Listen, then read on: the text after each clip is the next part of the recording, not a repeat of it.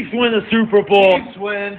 Cry, Eagles, cry. Great, excited to be back in the league. You know, every day I got the Three Stooges in the studio with me is a good fucking day. Mm-hmm. You know what I mean? So let's make sure he gets that bag. F-R-A-U-D-S, fries! Woo! Justin's way ahead in picks. That's all that you need to fucking know. Show's over. Show's over. We're going home. I would like to welcome you back to another page of the Playbook Sports Podcast. We're here today for our last installment in fixing all of these teams. And today I'm wearing my hard hat because we got a lot of construction to be done here. Let's go. Love the hard This hat. is mine. This is, actual professional grade stuff here. So who wants to go first on fixing the NFC East? Anybody have a strong desire? No. All right. I'll let you go. I'll go ahead and go first. So I've got the Washington Commanders, and this is different than all of the other fixing ones I've done. Normally with the teams I've gotten, I can make some moves and make them maybe compete, like give them a chance here, except for the Rams. They're blow it up. I've already said on this show multiple times, I know what Washington's doing. They're not slick. They're going to suck this year, and that's on purpose. So I'm going to help them suck because they're going into the season with Jacoby Brissett at starting quarterback. That is not a recipe for victory, although no, there will be no Jacoby Brissett slander on this show. I won't stand for it. He's the second best QB sneak quarterback in the league with Jalen Hurts, in my opinion. You need 1 yard, you put beef brisket out there, and he's getting you that yard. That being said, he's not a winning quarterback. So if you're older than right now, their top 51 in cap space, which is all that counts against the cap for this season, is they have about $3 million. So they actually still need to make some money for their draft class. But their total cap, if you count all their players, is negative $15.7 million. That's not great. And they don't have much talent. So if you're older than 29 years old, there's the door. See ya. I'm cutting Charles Leno, left tackle. Saves $8 million this year, saves $12 million next year. See ya. He's 31, I think, not very talented. Moving on. I'm cutting their center, Chase Roulier. 32 years old, saves $4.5 million this year, saves $12.5 million next year. See ya. Logan Thomas, longtime tight end for them. Sorry, bud. You're not worth the money you're getting anymore. Cutting him this year saves $5 for this season. Cutting him off of the books next year saves $8. And then the last cut I'm making is Tress Way, their punter. He's making $3.5 million and he's 33. I don't think so. You don't have the availability to do that. So you're gone, bucko. So that clears about $20 million in space already. Their defense, looking at their defense, it's young. It's got some pieces. Their defensive line is still ferocious. They just re-signed Daron Payne. They've still got Chase Young. They've still got Jonathan Allen. Like, their defensive line is not a problem. You're moving on from there. Their issue is going to be offense. And Washington has two wide receivers that are making a chunk of change, and I've got to change it. But so the two receivers I'm talking about, obviously, Curtis Samuel and Scary Terry. Curtis Samuel has never had more than 6 touchdowns in a season. He's never had more than 851 yards in a season. That was his best year. And he's only here for this year, and then his money comes, he's a free agent after this season. So all of his money comes off the books. I can't get any value for him. Honestly, I don't think I'll get any value for him. So I'm keeping Curtis Samuel, which means Scary Terry's on the move. They should have done it before they signed him, in my opinion. But they got him to a nice, like a team-friendly 3-year extension. And I'm trading him to the Tennessee Titans, who are trying to make up for their trade of A.J. Brown last year. He's going to the Titans, and I think that they get back for him a first-rounder and a third-rounder. I think that they get a first and a third because A.J. Brown went for a first and a fourth last year, but the Eagles also had to pay A.J. Brown, and he got 4 for $100. He got a good amount of money. You don't have to pay a new contract for McLaurin. He just signed a team-friendly 3-year extension. His cap hit for this year, I think, is $12 million, and then it goes to like 22 and 24, which is very, very manageable with the cap space going up. The Titans have Treylon Burks as a wide receiver, and that's it. You need somebody who can get open. If you're going to find out if Baker's the guy, which I don't think he is, but if you want to compete in an AFC South that's pretty weak, you need to do it right now because it's only going to get better with these teams drafting their quarterbacks. So I have the Titans giving up their first rounder this year, pick 11, and a third round pick, and getting Terry McLaurin, and I get some value back for him for Washington. after all of those moves that Washington has made, yes, their cap space is not going to be great this year, but I just cleared them for next season. They will have $115 million in cap space, along with presumably a very high draft pick. There you go. There's your recipe. Get your quarterback next year. Build around that quarterback with all that cap space. But that doesn't really help me out this year a whole lot. So then I look at the draft, and I did this without the trade. So I'm not doing, 2 firsts. I'm not taking the Titans pick. I might do that in my mock draft later today. We'll see. But at pick number 16, the way I think the board may fall is I'm taking Joey Porter Jr. Okay. So pick 16 for Washington, I'm going Joey Porter Jr. Seen that mocked a lot. That makes sense. Yeah, 6'2", 196 pounds. His relative athletic score was 9.69, which is fantastic. Dude's a freak athlete with the production and the heritage, honestly. I mean, he's a super talented player out of Penn State. Love that pick. And then at pick number 47 for them, give me Cedric Tillman, wide receiver from Tennessee. Coming into this season, he was considered the best wide receiver in Tennessee over Jalen Hyatt. Last year with Hendon Hooker at QB, he caught 64 passes for 1,081 yards and 12 touchdowns, which is a great season from him.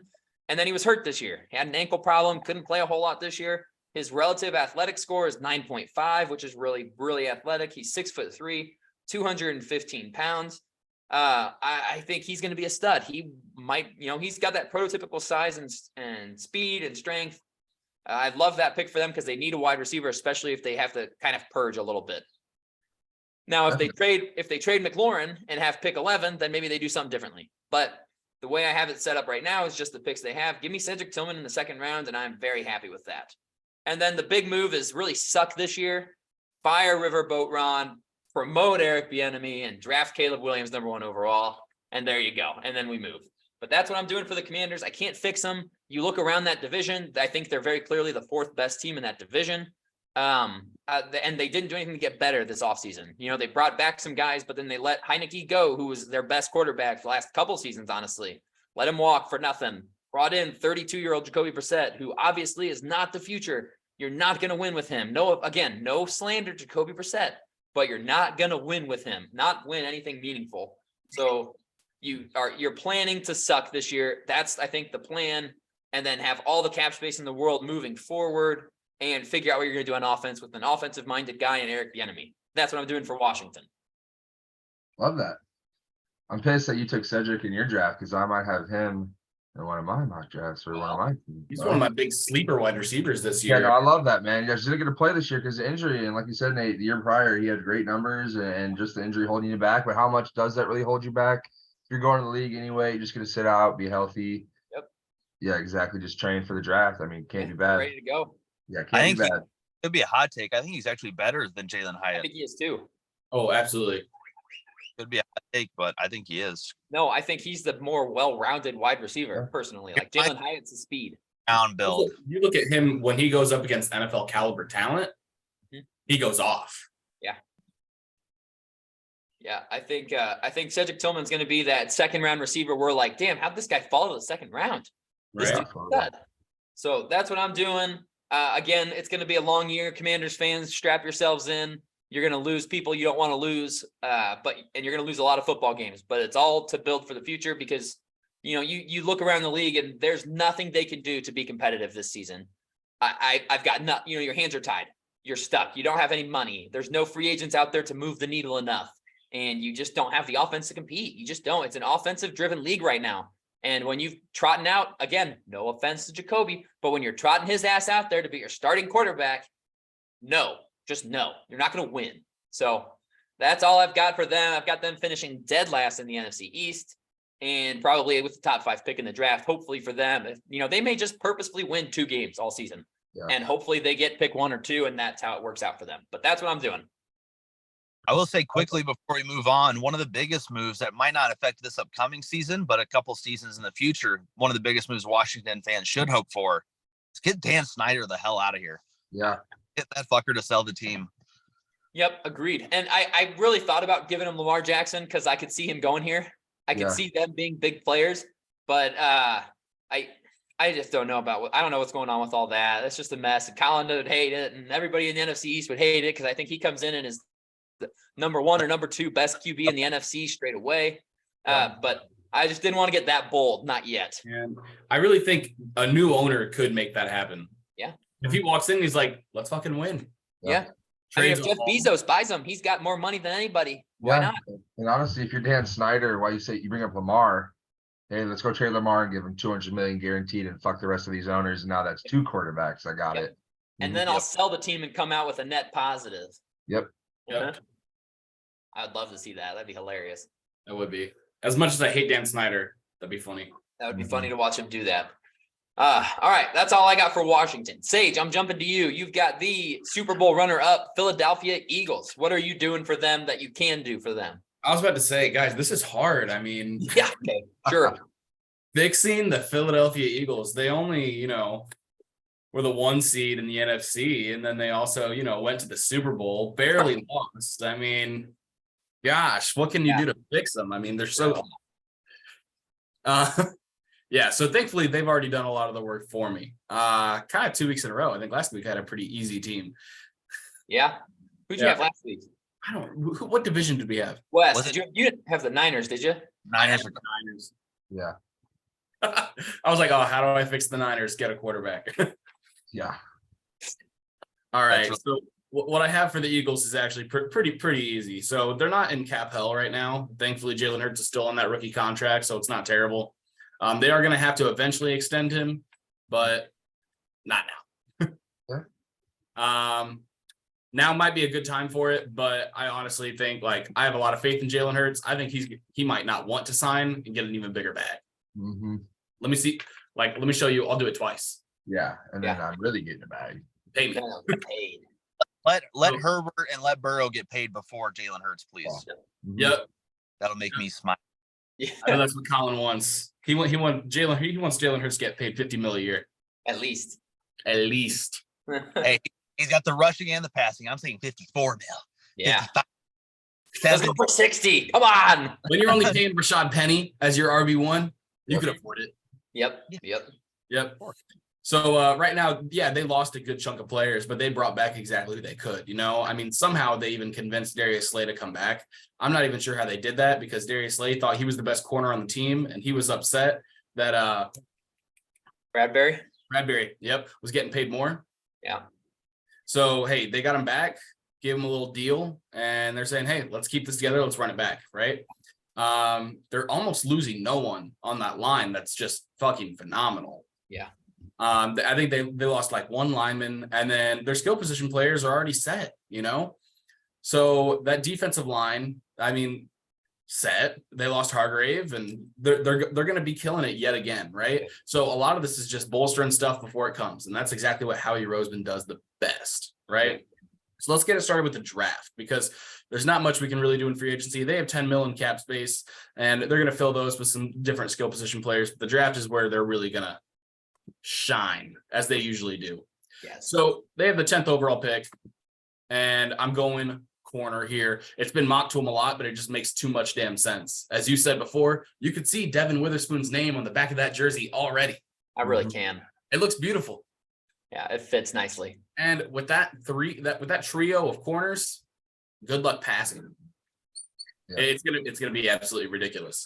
So they'll have Bradbury, Slay, and Devin Witherspoon matching up against anyone that you can throw at them. You're gonna need a tight end to tear them apart. Thankfully, Travis Kelce can do that.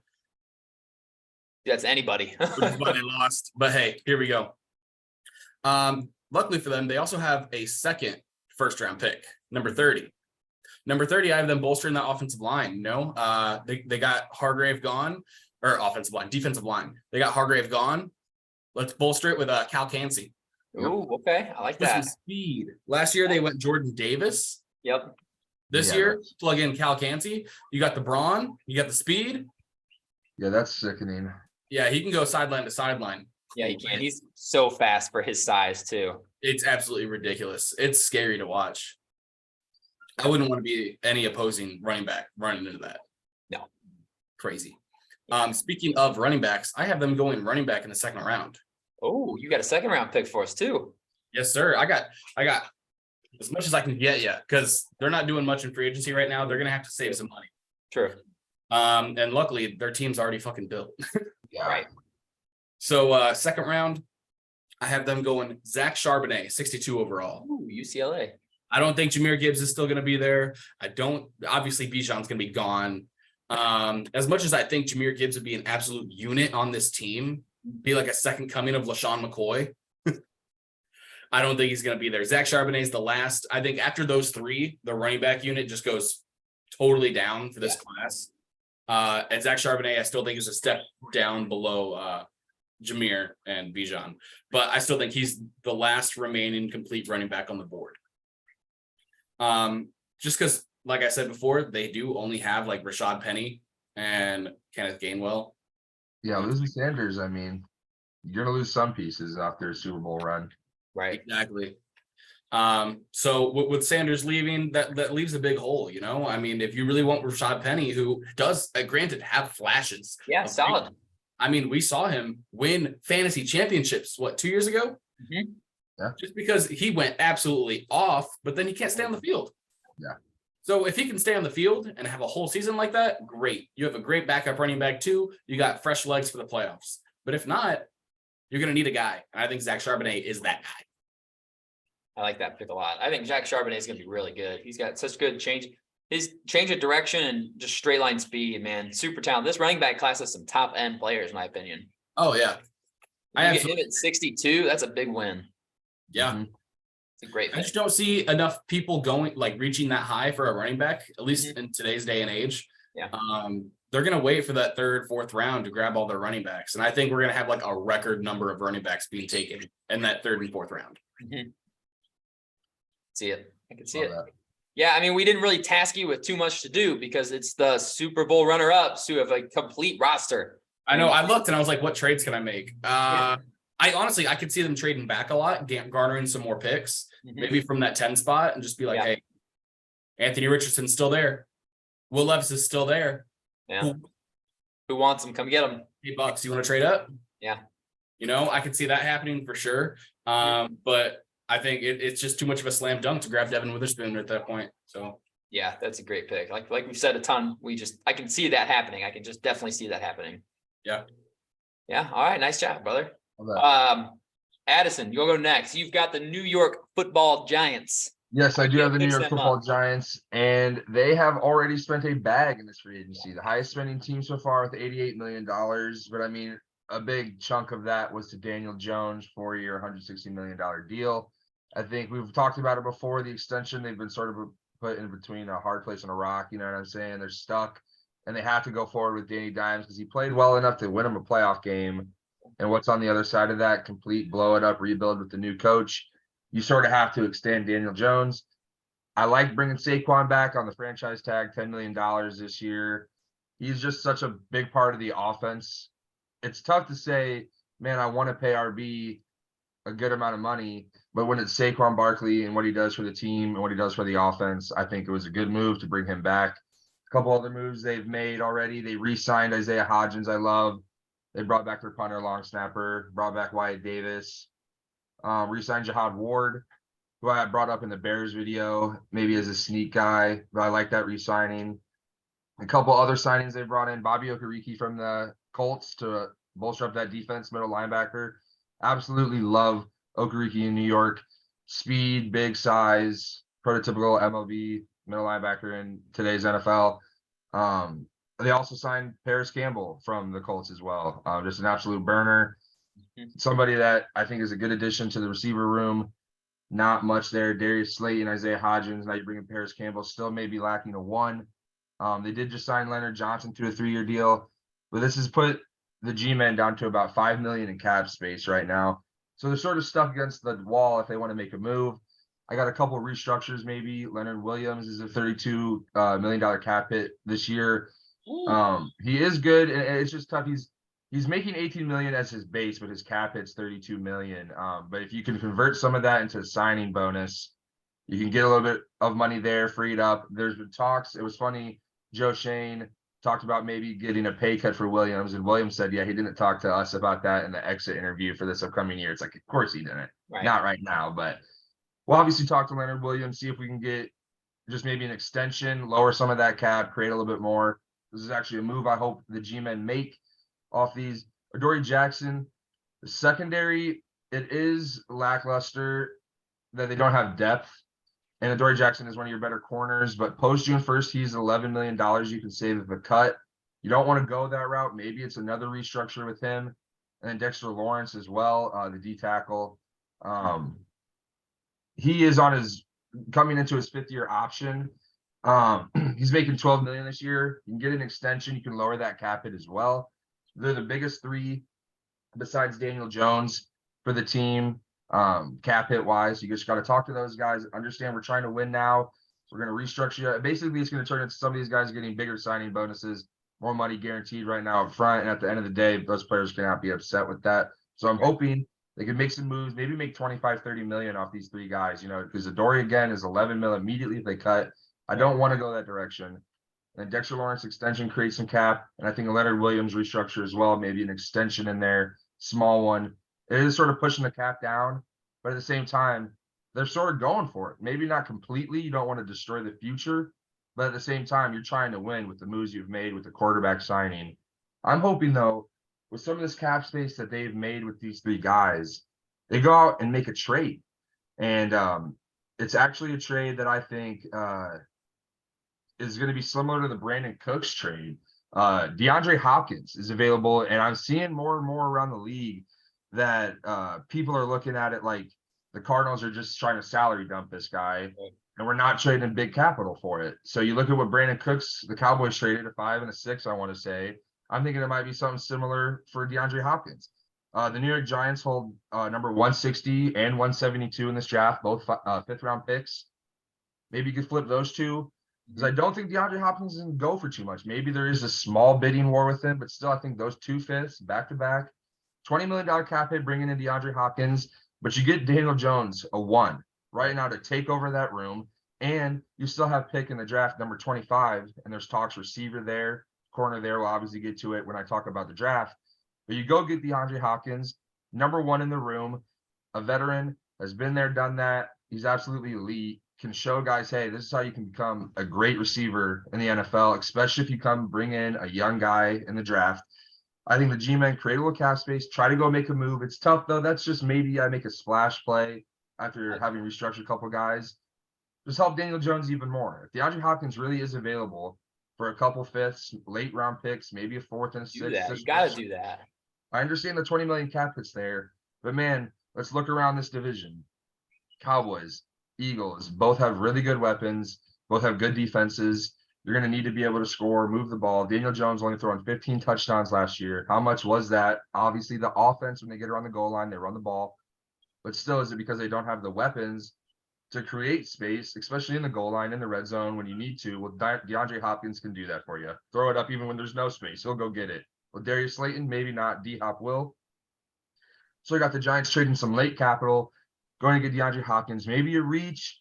But I don't know, though, if they can create the cap space. I like what the G-Men have overall, what they've done so far this free agency. I think DeAndre Hopkins would just be a big splash. And then I guess we can get right into the draft here. They got the 25th pick and the 57th overall pick for the 1st and 2nd round. I think 25 would have been interesting if they didn't bring Saquon back. Bijan Robinson, if he was available, I think would have been snatched immediately. Mm-hmm. But now they have Saquon, obviously. Right. So we're going to be looking at receiver or corner. I think Deontay Banks from Maryland is a good one right there. But also, I think maybe most of these receivers are going to be there for them. I think some of the receivers, just the overall class, I keep saying it took a hit from the combine. Not that they're not great receivers and great players. Like, they're not just deep burners, all of them. They're route runner guys. But I think some of that drops your value a little bit in the draft. So they might have a pick of the litter. Jordan Addison might be there. It's all dependent. If Jordan Addison is there at 25, I think the G-Men go get him. But it's also dependent, though, of good corners there, someone they like. I think it's a receiver corner they attack. And then, funny enough, it's just the opposite, though, in round 2. So say they go corner round 1. You brought him up, Cedric Tillman. I think if he's there at 57, I really like him for the G-Men, Nate. Like, you brought him up. It's just the injury didn't get him much playing time this year. How much does that sit in GMs, scouts' minds when they were rating this guy? I don't think it's going to bother them too much. And like you said, Nate, the production's there. I love the player. Is he better than Hyatt? We would have seen maybe this year that could have been scary. Tennessee would have had another weapon. But I got G-men focusing receiver and corner in the first 2 rounds, basically flip-flopping. Whatever they take first round, they take the second round. Yeah. Making some moves, maybe going and getting D-Hop, getting that one last splash for Daniel Jones, and they've retooled sort of to win because of the situation they're in. They won a playoff game last year. I see why they're going for it. Yeah. And they're going for it even a little bit more by going to get D-Hop. Yeah. I love those. You were mentioning, I'll come back to what I was talking about. Yes, they paid Daniel Jones. They still have never given him that weapon. He still has not yet had a number one wide receiver, but they had to pay him. So they need to rectify that. Like, I'm sorry, is Daniel Jones making $40 million a year to throw 15 touchdown passes? Are we sure? Like, get him a number one receiver that can get open. I'm tired of seeing Darius Slayton. Kenny Galladay was maybe one of the worst free agency signings I have ever seen. They cut Kenny Galladay, and I didn't even mention it because it's such a thank God moment. Like it's just all G-men fans take a big breath when he's gone because he's just a big waste of space and money. Waste of space. Man, like you're injured all the time. You don't produce when you're healthy, and you're getting a bag. Right. You did it enough in Detroit to get a bag. Good for you, but we fell for that trick. Yep. Yeah, no, they need to get him a weapon at the end of the day because Saquon's great, but a good running back and an okay quarterback ain't winning you too much. So you gotta go. Robinson's going to take a big step next year too. Yeah, I agree. Yeah, so I just think they got to try to make a move, go for it, get another receiver weapon for him. I mean, you throw D-Hop on that team, not that they're world beaters all of a sudden, but it definitely helps. Definitely, it doesn't hurt. And if you make the moves that you just mentioned and they clear up the cap space and they can fit him in, you got to do it. Exactly. I mean, DeAndre Hopkins has a couple more elite years in him, I think. Yeah, and it's a situation where you're coming to these guys, and how bad is it to extend Dexter Lawrence? You know, the defensive tackle market is interesting because Aaron Donald makes $30 million, and then the next guy makes $20 million. You know, DeForest Buckner makes 21, so and Donald makes like 31.6. He's like $10 million less than the second best and first best guy. So it's interesting. Like Dexter Lawrence is going to get a bag, so you extend it. How bad is that? And especially when you're trying to win now, drop the cap hit right here. And Leonard Williams, I love you, man, but that is such a big cap. There's going to have to be something done. You don't want to move on from him, obviously. You can save a decent bit of money, but it's like that's just not where you're at, especially when you're trying to win. You don't get rid of premier players. You extend, and at the end of the day, cap's just going up. You know what I mean? COVID's over. Cap is just flying up. It's just going to continue to rise. So push these contracts down the road, and you're going to have the same amount of percentage, if not more. It's all right to move things down, especially when you're trying to compete. Right. Yeah, I definitely agree. And the Giants started last year 6-1. Yeah. As the Giants fan that was at the Dolphins game reminded me multiple times, 6-1, 6-1. I was like, okay, pal, I get it. Yeah, Giants, 6-1. What's your record? We're 6-1. I was like, dude, you guys are going to get bounced in the playoffs very quickly. They did. But yeah, they started out strong. And I think that offense they need a weapon. They need separators. You know, if DeAndre Hopkins occupies the other team's number one corner, maybe these other role players who are having to play a number one wide receiver type get open more. It just makes too much sense. Dabble's coming from Buffalo, who had this number one and a great number two in Gabe Davis. So he's had these weapons, and that's how Josh Allen was able to go deep. It's like turn into this prolific passer. It's like, let's go get Daniel Jones, a guy, and see what Dabble can do with Daniel Jones and DeAndre Hopkins. Like, come on. Yeah, I love that. Great moves. And then Cedric Tillman, I think we're going to talk about him a lot as like a second round pick. He might not even make it today. Like, I don't know if he makes it there, man. It would be nice, but it's just, will receivers go? That's the thing. Because when they go, they're going to fly. Yeah. So if somebody starts taking them early first, there goes 4 or 5 to end the round. But if it falls and all of a sudden 26 is taking the first receiver or something like this, and then they might fall. But it's when they start going, there's a run for sure. Yeah. Agreed. Colin, bring us home with your Dallas Cowboys. What are you doing for them? Well, guys, they've already done a lot for me, so I don't have much to do. There are a couple positions they still need to address, so I will address those. But quickly, moves they've already made. They brought back Leighton Vander Esch, who was probably the biggest bring in on the defense, or bring back of the defense. They brought back Dante Fowler Jr., just more depth at the edge position, had over 6 sacks last year. As a backup, so I'll take that. They brought back Donovan Wilson, kind of that hybrid safety linebacker hybrid. Played more of middle linebacker with a lack of Cowboy depth last year at the position. But another guy, Dan Campbell, Dan Quinn loves these linebacker safety hybrids that he can move all around the field, and it just creates more speed on the defense overall. Also, another guy they brought back was Cooper Rush on a 2-year deal. One of the better backups in the league, I suppose. And then you look, they obviously franchise tagged Tony Pollard, which is kind of big. Question marks in breaking his leg in mid-January. When will he be ready? You don't want to pay a guy when you don't know how he'll bounce back from an injury. And then obviously the big move they made, they cut Ezekiel Elliott, which was a big part of the Dak Z kind of team going back to 2016 when they were both drafted. But at the end of the day, obviously his production has dipped and it's no longer fitting the contract they're paying him. And it also saved $11 million to cut him when they did. So it just made so much sense to do that. Although he did have 12 touchdowns last year, which I did not until I started looking at stats recently. And then obviously the two big trades, they went ahead and they brought in Stephon Gilmore for 1 first-round pick, or 1 fifth-round pick. Sorry. When you look at that, I obviously before last season I thought he was kind of washed. But you look back, 2019 Defensive Player of the Year. Obviously that was 4 years ago. But last year, I know how we all think of Pro Football Focus, how we don't really take their ratings to heart, and nobody should, because I don't think they even know what the hell they're doing. But they ranked him the number 8th cornerback from last season in Pro Football Focus. So if you look at it, Cowboys have 2 of the top 8 corners according to Pro Football Focus. So do that with what you will for a 5th-round pick. So I love that. This is kind of the offseason that I haven't seen from Jerry Jones and Stephen Jones in like 5 years. You're a premier corner, although he's old and on the back 9 for a 5th-round pick. Then you're getting Brandon Cooks for a 5th and a 6th, who is almost a consensus a 1st-round pick traded for, or even multiple first traded for last year at the deadline. You're getting him for pennies on the dollar. Quickly on Brandon Cooks, 2 of the last 3 years, he's had over 1,000 yards and over 6 touchdowns in 2 of the last 3 years with Houston Texans quarterbacks. Yikes. And since 2020, Brandon Cooks ranks 2nd in Pro Football Focus on 20-plus yard targets, only behind Justin Jefferson. So I will take as well. And then moving on, so those were kind of the moves they've already made and guys they've brought in. In a minute, their biggest needs remaining is running back, left guard, and defensive tackle, in my opinion. I'll get to those in a second. Quickly, I want to talk about a coaching move they made. Obviously getting rid of Kellen Moore, who I don't really think was the issue, but someone's got to take the blame, I suppose. And he was the guy. They promoted Brian Schottenheimer, I believe is how you pronounce his name. Never heard of the guy. I didn't even know he was on the staff. But I did research on him this morning because I was like, I need to know about this guy if I'm talking about the boys. Since 2001, he's been on about 9 different teams as either an offensive assistant, quarterback coach, or offensive coordinator. Mostly in the NFL. He did go to Georgia, so SEC is kind of the closest thing to NFL, in my opinion, if you look at the college level. I went to Georgia.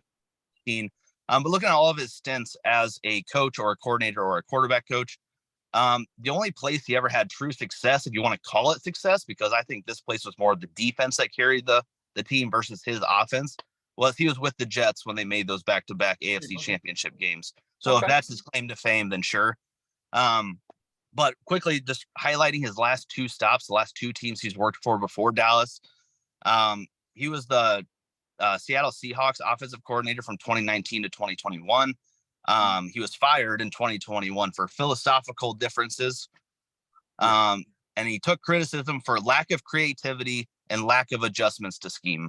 And I don't know if I like either of those criticisms when it comes to an offensive coordinator, although he's probably not the one calling the plays this year. It's probably McCarthy, but still some sort of influence and everything. So it's like lack of creativity, lack of adjustments. It's like, I don't like the sound of is what kills me, man. You got to have those to win games. Yeah. Right.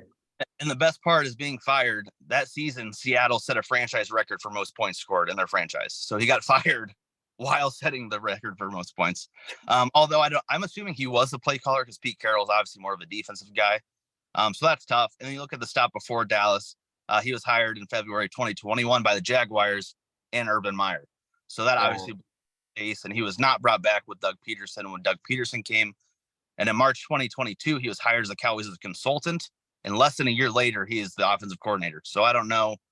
Normally the Cowboys promote within, but this guy's been there less than a year and he's already getting promoted.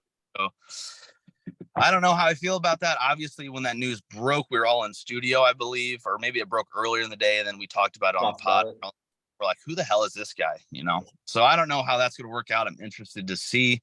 Obviously being on 9 different teams in 20 years kind of seems like, oh, what's this guy's issue? Why can't he stick around? You know? So let's address the needs. The biggest needs left are running back, left guard, and defensive tackle. Obviously with Connor McGovern going in free agency right now, the Cowboys left guard is either Tyron Smith or it's Tyler Smith with Tyron Smith at left tackle. Yeah. I don't want Tyron Smith at all on the field if I can help it. So we're gonna attack that in the draft. We're gonna attack left guard and defensive tackle with their first 2 picks.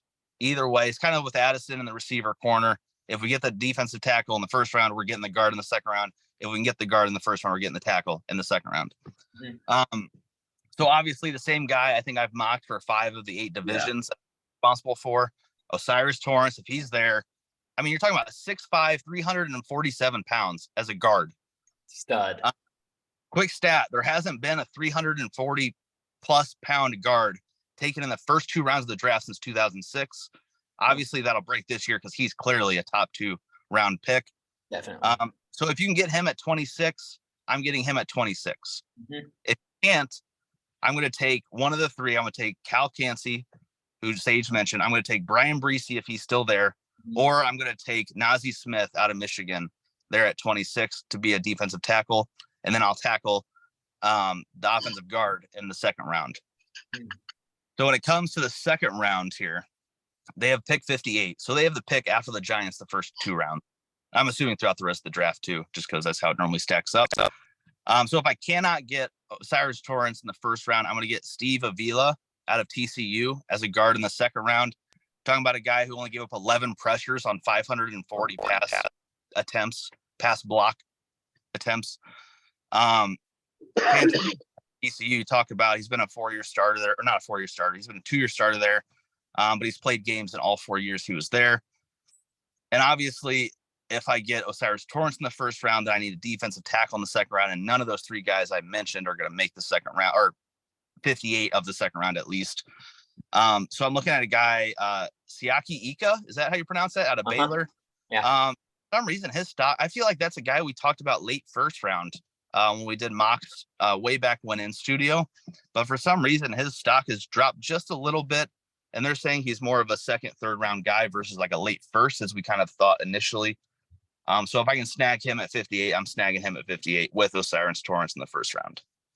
That would be a home run draft for the Cowboys. If they go with Cyrus Torrance and then Siaki Ika, yes, sir. Just bolster the middle of both of those lines. Obviously, they've attacked corner, receiver, and brought back a couple of linebacker positions through free agency and just re-signing their own guys. So those aren't huge positions of need compared to these other guys. So obviously, the one need I mentioned was running back. I did not do that in the draft. So a guy who is kind of a proven guy last year, I thought this guy was done a couple of years before. Jerick McKinnon is still out there. You talk about the impact that he had on that Chiefs team, not only receiving out of the backfield, but also rushing. I don't think they're going to bring him back with Isaiah Pacheco kind of coming to the forefront of that running back group. And then obviously CEH coming back as well. You got to think he's got to be healthy at some point. So Jerick McKinnon, he only made a little over $1 million last year on a minimum deal with Kansas City. I'm going to give him another prove it 1-year deal, but I'm going to give him $4 million instead of $1 million. Let's overpay. We don't know when Tony Pollard's going to be back and ready. They brought in Ronald Jones. I think I mentioned that as well as running back Rojo. But are we trusting Ronald Jones, who hasn't been a starter for a couple of years now? I don't think so. Bring in Jerick McKinnon, 1-year deal, $4 million. It's not going to break the bank. Yeah.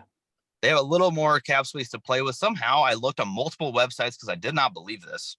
Not counting their rookies. Apparently the Cowboys have $13 million in cap space, not counting the rookies they have to sign, which I don't know if I believe that because they were like fringe under the cap. And all they really did was cut Zeke, who was $11 million.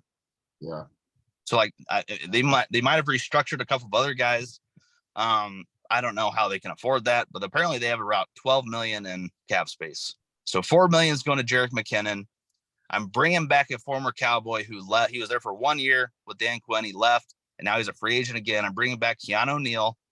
He's only 27 years old, kind of plays that hybrid safety linebacker position I talked about. He made $1.27 million last year on a 1-year deal with Tampa Bay. Probably try to ring Chase and go chase Tom Brady. So I'm bringing back 1 year, 3.5, or if you want to do 2 for $7, I don't care. He's only 27, so I'll do 2 for 7, 3.5 annually. And then I still have 4.5, 5 million to play with. I'm going to bring in a position we lost. One of the departures I didn't talk about was Dalton Schultz. Obviously, I think Jake Ferguson and Peyton Hendershot, the 2 tight ends who kind of flourished last year, I think they're good enough to compete, but I want to bring in an old veteran guy who can kind of mentor them as well. A guy who definitely is going to leave his team that he's current or was on unrestricted free agent. I'm bringing in Cameron Brate. He's 31 years old, so he's been around the block. I'm going to give him a prove it 1 year, $4 million deal. He made $4 million last year for Tampa Bay. Come on in for 1 year, mentor these young guys, make the same exact money you made last year, and maybe try to compete. Because if you go back to Tampa, you ain't competing this year. No, they're going to struggle. Those are kind of the moves I see. Running back, guard, and defensive tackle as the 3 biggest needs. And through the draft, you can attack 2 of those needs. Then you can bring in a veteran running back that's not going to break the bank. Obviously, you can do that. And then I chose to bring in 2 other kind of vet positions. Like, you can never have too many DBs. Yeah. Comes to tight ends, I need a guy I can trust. Yeah, I was going to say the one thing that I just with cap, apparently they have the one thing maybe is a question.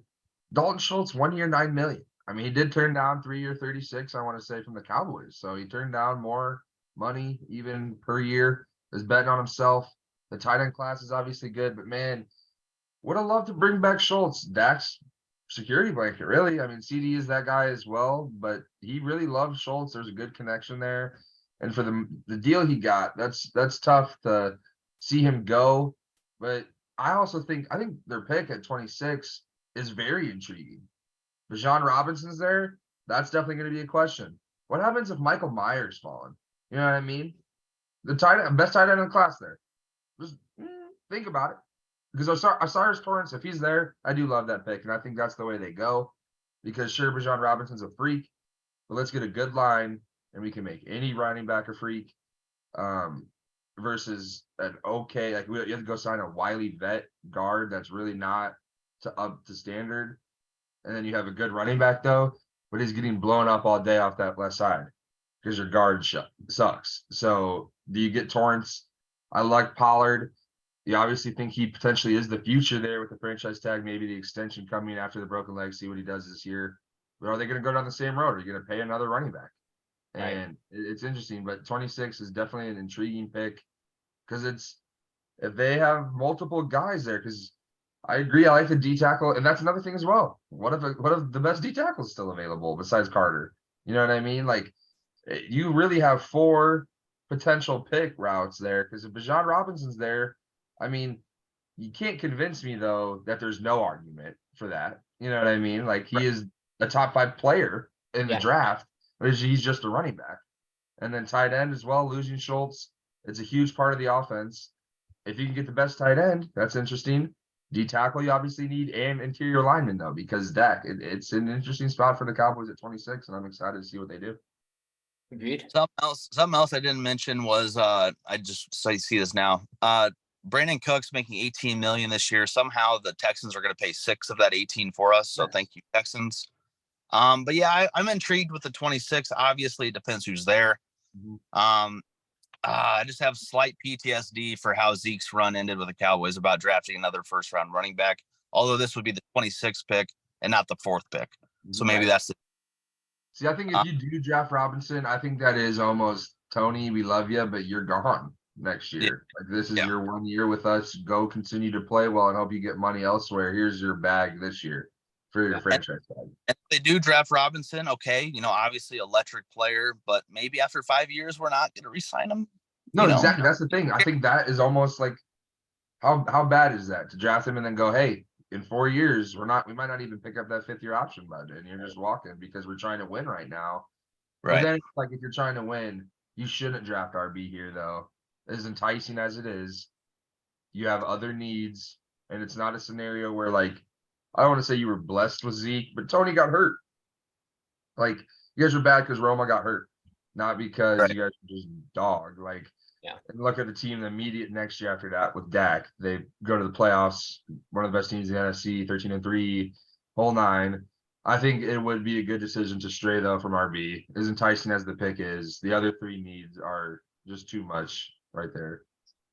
And the reason I like guard too Yeah. is look at who they're going to be competing with in the NFC when it comes to defensive lines coming at you. Like San Francisco's defensive line just got even better. Yeah, it ain't even. Yeah, exactly. Like they added Hargrave. Come on.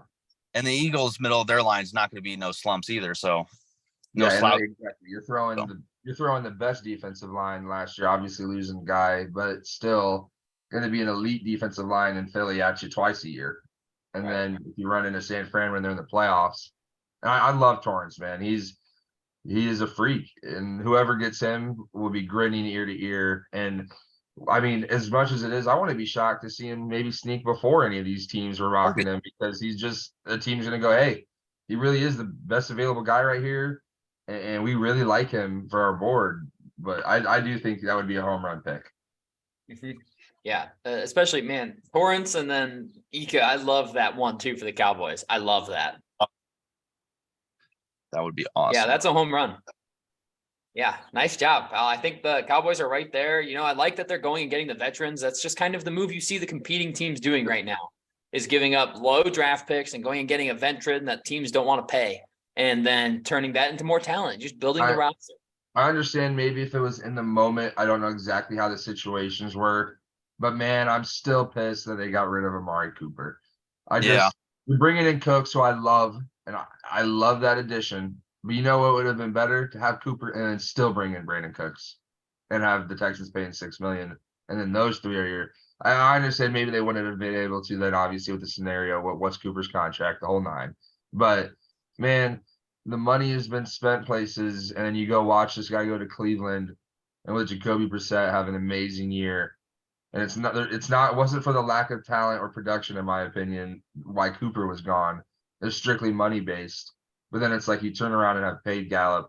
You turn around and acquired a guy that is costing you $12 million. It's like, man, those guys add up to what Cooper's contract would have been, more than what it probably would have been.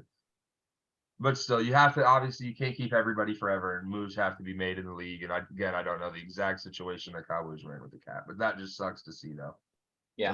Because Cooper was damn good there. Yeah, hindsight, good. if they could have kept Cooper and got rid of Zeke a year earlier. Really. It's just, and it's how much of that is it really one? Hey, I paid Zeke. You know what I mean? Like, I don't want to look like a fool. Or two, is Jerry Jones just really has a connection to some players. And at the end of the day, if you're on Jerry's good side, we saw it with Jason Garrett. His life as a coach was extended by years because he was Jerry's boy. So, right. Yeah. I like that. Anything else, Colin, you want to add for the Cowboys before we wrap up our series of fixing all the NFL teams? Not really. I don't know the stats on Brandon Cooks. I just remember a while back we talked about, I forget what the conversation was, but I brought up Noah Brown and Michael Gallup's metrics, I guess you can call them. They were both like around 117th or tied for 117th out of 121 receivers and separation. So yikes. And then I think they're both around 110th to 112th out of 121 as well, and like catch percentage on balls targeted to them. So it's like, oh fuck, you could bring in anybody. I mean, literally anybody, except for those four worse than them, and they would be better. So I love that move. I really do. Yeah, I love it. All right, I'm excited to do this whole series again next year. You know, it's always going to be fun fixing these NFL teams, but that's all we've got for fixing the NFC East.